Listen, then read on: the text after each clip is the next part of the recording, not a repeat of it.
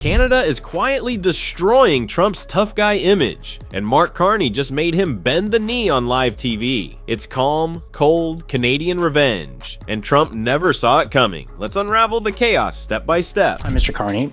In your second call with the president, did Mr. Trump outright say or insinuate at any point that Canada should become the 51st state? He did not.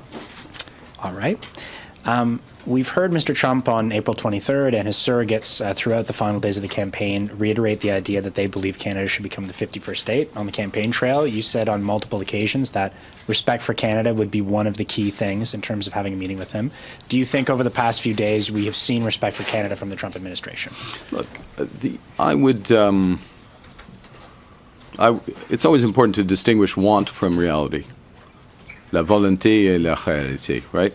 What someone wants and what is reality, and what the Canadian people clearly have stated, virtually without exception, is this will never ever happen. Donald Trump just got humiliated on the global stage by Canada. Yes, Canada, the country known for maple syrup, politeness, and now apparently handing Trump his political lunch. Because here's what just happened. Trump, the self-proclaimed alpha male, the tough guy who never backs down, just got politely dragged by former Canadian Prime Minister Mark Carney. And it was beautiful. This is what happens when a loudmouth bully runs into someone who doesn't take the bait. Carney didn't scream, he didn't insult. He just calmly dunked on Trump with facts, diplomacy, and a whole lot of that cool Canadian shade. And the best part, Trump backed down. Let that sink in. The man who once said he could shoot someone on Fifth Avenue and not lose voters just caved to a guy who wears tweed and says sorry for fun. Let's be real. Trump's whole persona is built on this fake strongman routine. Chest out, jaw clenched, arms flapping like he's flexing in a wind tunnel. But when someone like Mark Carney calls him out,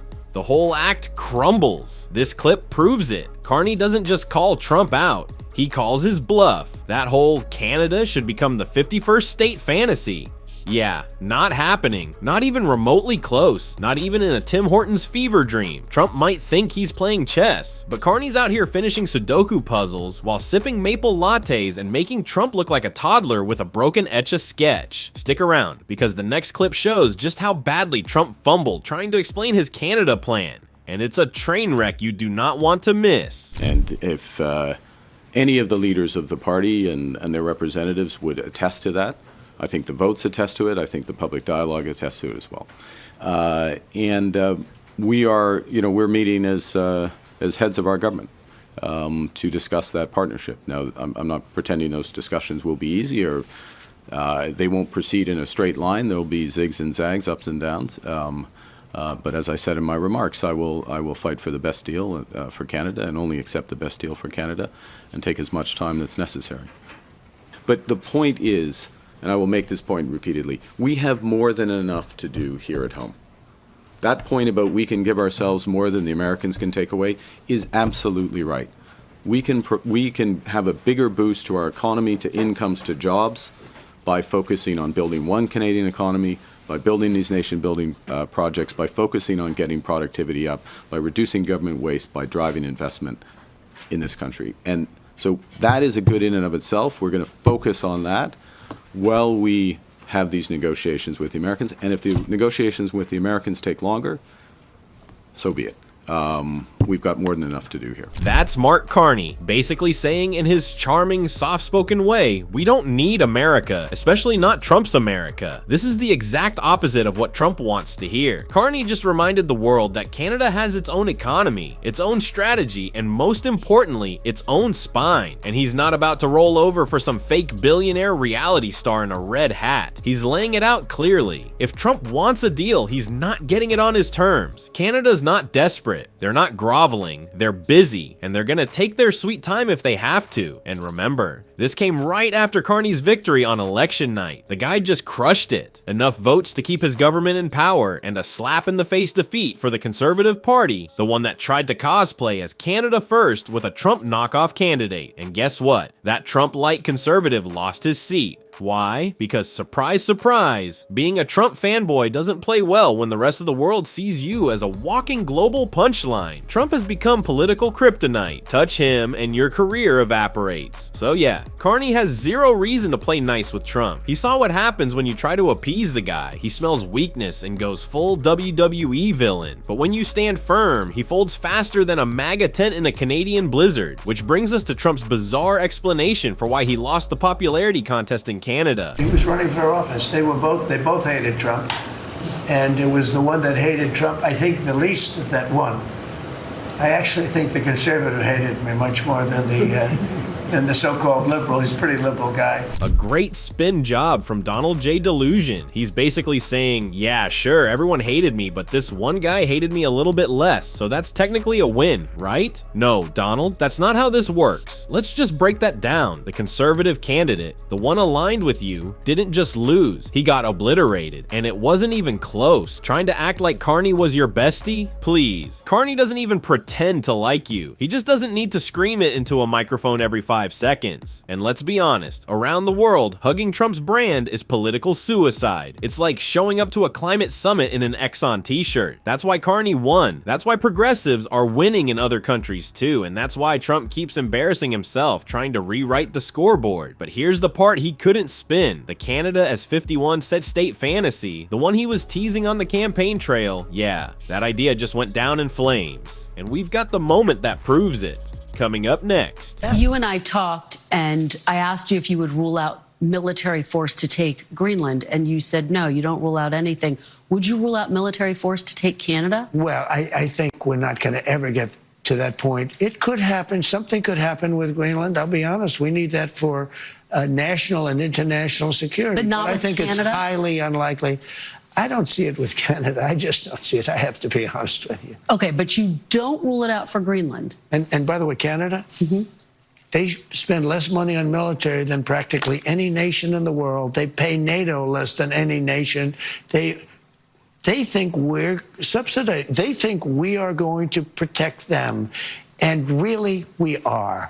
But the truth is, they don't carry their full share, and it's unfair to the United States and our taxpayers. But you are not ruling out military force to take Greenland. I don't rule it out. I don't say I'm going to do it, but I don't rule out anything. No, not there. We need that. We need Greenland very badly. Greenland is a very small amount of people, which we'll take care of and we'll cherish them and all of that. But we need that for international security. Let's take a moment here, because what on earth did we just watch? Donald Trump, the president of the United States, is now openly fantasizing about invading Greenland. Yes, the land of glaciers, puffins, and peaceful Nordic vibes. Trump wants to send tanks rolling through it like it's the opening scene of Call of Duty Arctic Madness. He's literally talking about launching military action against Denmark's backyard, and somehow pretending it's for international security. Sure, buddy, and I guess he'll annex the North Pole next for strategic elf access. This is the same guy who promised he was the peace president. No new wars, just vibes and golf. And now he's spitballing invasions like he's playing Risk on Fox News. And it gets even more unhinged, because now even Marjorie Taylor Greene is turning on him. Yes, MTG, the woman who thinks space lasers control the weather, is saying, Trump, you're being too chaotic. When she's the voice of reason, we're in uncharted territory. But let's pivot back to the Canada nonsense, because this is where the cringe hits a whole new level. Trump used to randomly call Justin Trudeau the governor. Classic alpha move when you can't remember who runs a whole country. But suddenly, he's calling Mark Carney the prime minister? That's not just a correction. That's Trump admitting defeat, quietly, pathetically. He knows the Canada as 51st state fantasy? Dead. He doesn't even bother trying to pitch it anymore. Just sort of grumbles about their military budget and backs off like a sulky toddler denied dessert. It's almost sad, like watching a magician realize no one's clapping anymore, just slowly packing up the flags and fireworks. And the real reason Trump's pouting, because his precious trade war with Canada is falling apart, and not in the I'm winning so hard kind of way. More like Canada built an entire aisle in their grocery stores just to boycott American products. That's how seriously they're taking this. And get this, the boycott is hitting Trump where it hurts most. Red states. The very people who helped elect him are now watching their exports rot on Canadian shelves untouched and unloved. Congratulations, MAGA. You played yourselves. But to really understand understand how badly Trump is getting smoked in this trade war, you've got to hear what Robert Garcia had to say about it. He lays it out in this next clip, and yeah, it's brutal. Let's turn to the economy. Your district includes the Port of Long Beach. The executive director of the nearby Port of Los Angeles says shipments from China to the U.S. will plummet 35% next week due to Trump's tariffs. What is the domino effect here? I mean, I know you just came from a rally there. Are folks concerned? I don't think people understand how serious this is. This is a huge, huge blow to the economy and to workers, what's happening right now. Look, I represent the second busiest container seaport in the United States. Los Angeles seaport is the top one. Combined, most of America's goods coming in from Asia are coming into these ports. We are right now seeing historic declines. We're seeing empty cargo containers coming into the United States. We're now seeing over 30% of decline in the amount of imports that are coming in from China. This is catastrophic. And there it is, Trump's genius trade war strategy in action. Self-inflicted economic collapse. Congressman Robert Garcia just laid it out. The Port of Long Beach, one of the most critical arteries for U.S. trade, is now practically coughing up empty cargo containers. Why? Because Trump slapped tariffs on China like a toddler smashing buttons in a video game. And now the supply chain is broken. We're talking about a 35% nosedive in shipments. That's not just bad for California. That's a body blow to the entire American economy. Jobs crushed, goods delayed, prices skyrocketing, and the MAGA crowd, they're out here waving flags while their own businesses can't even get inventory. Trump promised to be a deal maker. Turns out he's just a discount demolition crew, and he's bulldozing the economy one disastrous policy at a time. Stick around, because it gets even messier in the next clip. For workers, what you're going to start seeing in the weeks and months ahead is truckers doing less jobs. It's dock workers having less cargo to unload. And what that means is the consumer is going to have less on the shelves and prices are going to go up. People have to understand that the impact you're not going to feel exactly today, but you are going to feel it in the months ahead. This is going to have a ripple effect on the economy. Every empty container that's coming in is less jobs, less work, less warehousing, less trucking, impacts of the supply chain. This is catastrophic for America's ports. And I tell people, I agree, don't look to just the stock market for the health of the economy. Look at America's ports and trade. And so this is where we are headed. We're incredibly concerned. And these tariffs are going to be a massive tax increase on the American public. So let's connect the dots here. Trump's little tariff tantrum isn't just a policy shift, it's a slow motion economic train wreck. And guess who's stuck on board? All of us. Robert Garcia just gave us the real world forecast. Fewer truckers getting gigs, dock workers standing around with nothing to unload, and empty containers pouring into ports like sad reminders of a trade war no one asked for. And here's the kicker. This isn't some distant abstract issue. We're talking about fewer products on store shelves, longer wait times, and price tags that keep climbing like Trump's golf tab. Inflation, yeah, that's not just a buzzword. That's what happens when the shelves are bare and your fridge is emptier than Trump's reading comprehension. And let's not forget, these tariffs are essentially a tax hike on you, on working families, on the exact people Trump promised to fight for. But hey, the stock market looks okay, right? Cool. Meanwhile, our ports are turning into ghost towns, and MAGA's big America First plan is sinking under the weight of its own stupidity. Let me ask you quickly, because you went down to that prison in El Salvador trying to secure the release of Kilmer Borrego Garcia. When you have the president saying, yeah, I could bring him back, but I don't want to. Do you hope he's going to get back? What are your expectations? Look, the United States Supreme Court, in a 9-0 decision, has told Donald Trump and his administration that he must return, that he must be brought back. Lower courts have said the same thing. The administration has said they sent him there by mistake. This is a constitutional crisis moment. We cannot allow Donald Trump to cross the red line of not listening and following orders of the Supreme Court. This is not about just Kilmer. Look, this is much bigger than him and his story. This is about the Constitution and whether we're going to actually follow what the Supreme Court says. So we have to demand that Donald Trump would bring back Kilmore. That's why I was in El Salvador. That's why others will continue to go and advocate for Donald Trump to follow the Supreme Court and bring him back. Let's pause and just absorb the fact that Donald Trump is now ignoring the Supreme Court, not challenging them, not negotiating, just flat out pretending they don't exist. Robert Garcia made it crystal clear. The Supreme Court said unanimously, bring this man back. Lower court said the same. Trump's own people admitted they sent him away by accident, and yet Trump's response?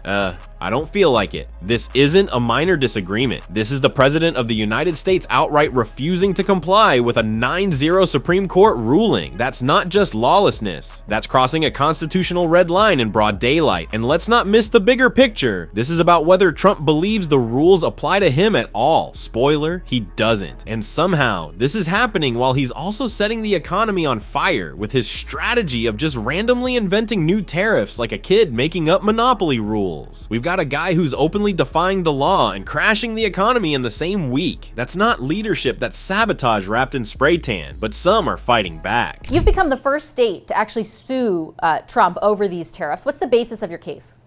Well, he doesn't have the legal authority to unilaterally impose these tariffs. He used a law, a 1977 law, that Congress afforded the president certain rights, but one of them was not to impose unilaterally tariffs. It's under the Emergency Economic Powers Act. We were the first state to initiate that lawsuit. 12 other states have followed suit. And interestingly, from the conservative perspective inside, the Koch brothers are well known here in the United States of America. Champions of conservative causes also have filed a similar lawsuit on the same grounds. Boom. There it is. Trump's tariff stunt is now officially getting dragged into court, and not just by Democrats, but by conservatives too. That's how badly he messed this up. Because here's the thing, the guy tried to use a 1977 emergency law to justify these tariffs like he's some kind of economic action hero. But guess what? That law doesn't give him the right to start a one-man trade war. It's called the Emergency Economic Powers Act, not the Do Whatever You Want Donald Act. So now we've got multiple states, starting with this one, suing Trump for abusing presidential power. And the twist, even the Koch brothers network, you know, the shadowy billionaires behind half the right-wing machine, are suing Trump too. When the Kochs in California are suddenly tag teaming you in court, that's not a strategy. That's a political faceplant. Trump thought he could just shout tariff and skip the law. But now he's getting a front row seat to how checks and balances actually work. And the legal storm he just walked into, it's about to get loud. If this does end up, being something that Congress has to tackle, how confident are you that they would back your position, which is against the tariffs? And I ask because what we have noted here in Canada is there have been governors like yourself who are outspoken, but not a lot of the allies, traditional allies in Congress that we were used to seeing defend free trade are saying a lot this time around. No, I mean, we have one branch of government. It's the rule of Trump right now. It's almost the law. It feels like the law of the jungle in so many respects. A sort of apex predator deciding day in on a whim, day in, day out decision on this or that, a side deal here, a side deal there, a phone call, a foreign leader reaching out. I mean, it's no way to govern a small business, let alone the largest nation in the world. And so the economic consequences, the uncertainty, the chill across the spectrum is profound. And it's profound because, as you suggest, this notion of three branches of government, co-equal branches of government, popular sovereignty, the rule of law has been challenged, and Congress is completely silent and completely complicit. And that's something that needs to be called out and highlighted absolutely as well. We are living in the rule of Trump, not the rule of law, not checks and balances. Just one orange apex predator stomping around, making deals on a whim, and treating global trade like a reality show spinoff. And the wildest part, Congress is just letting it happen. The same Republicans who used to scream about limited government are now just sitting there watching as Trump trashes every basic principle of democracy. This isn't how you run a country. It's not even how you run a lemonade stand. It's chaos, it's arbitrary, it's embarrassing. And as the governor just said, the result is economic freefall, confusion, price hikes, a ripple effect so wide it's smacking both sides of the border. And where are Trump's free market defenders now? Nowhere, silent, complicit. And let's say it again for the people in the back, tariffs are a tax on you. This isn't policy, it's an ego trip with a price tag you pay. So yeah, we're gonna keep hammering this because corruption, stupidity, and incompetence aren't side effects of the Trump administration. They are the administration. And if you thought this was bad, wait until you see what Trump just did next. Click on it.